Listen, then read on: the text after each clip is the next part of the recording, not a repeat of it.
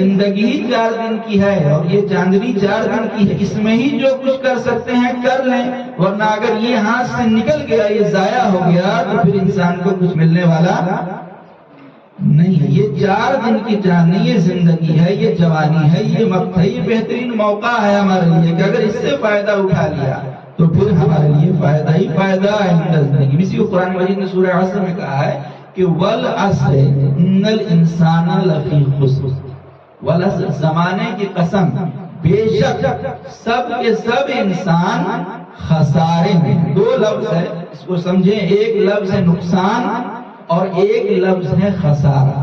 نقصان اور خسارے میں فرق، تھوڑا سا فرق ہے ان دونوں۔ نقصان اس کو کہتے ہیں کہ ایک آدمی کے پاس جو کچھ تھا سرمایہ، اس کو لگایا سرمایہ کو، مثلا ایک آدمی نے، یہاں پر آپ لوگ سب بزنس کرنے والے ہیں، $10,000 لگایا اپنے بزنس میں، سرمایہ لگایا $10,000 کا، اور کام شروع کیا، کاروبار شروع کیا، لیکن اس میں کوئی فائدہ، کوئی نفع نہیں ہو سکا۔ لیکن جو آپ کا کیپٹل تھا، جو پیسہ تھا، وہ آپ کے پاس باقی رہا۔ $10,000 میں آپ کو نقصان نہیں ہوا، لیکن فائدہ نہیں ہو سکا، نفع نہیں، تو اس کو کہتے ہیں نقصان ہوا۔ اور ایک وقت وہ ہے کہ جب $10,000 تو لگایا ہے، اس کے بدلے میں کوئی نفع نہیں ہوا، بلکہ الٹا جو $10,000 تھا اس میں بھی نقصان ہو گیا۔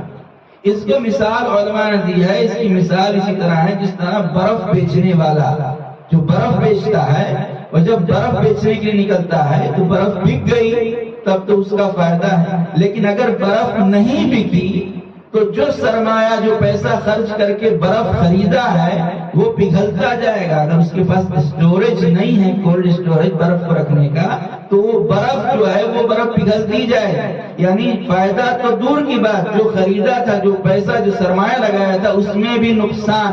تو انسانی زندگی ایسے ہی ہے کہ جو برف کی طرح، جس طرح برف پگھل رہی ہے، ویسے ہی ہر منٹ، ہر سیکنڈ، ہر پل، ہر لمحہ، ہر لہجہ، ہر گھنٹے ہماری زندگی برف کی طرح پگھل رہی ہے۔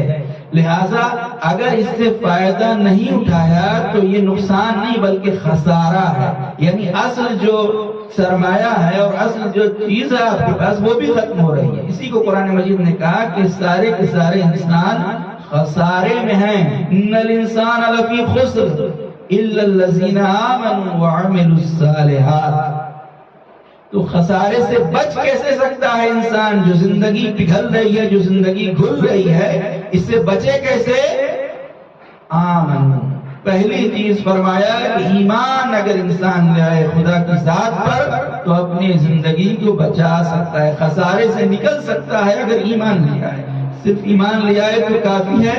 ایمان صرف کافی نہیں ہے، الا الذین آمنوا وعملوا الصالحات، ایمان کے ساتھ ساتھ عمل بھی ضروری ہے، اور جب عمل صالح کر لیا تو پھر اللہ نے 2 چیزیں بتائیں، وتواصوا بالحق وتواصوا بالصبر۔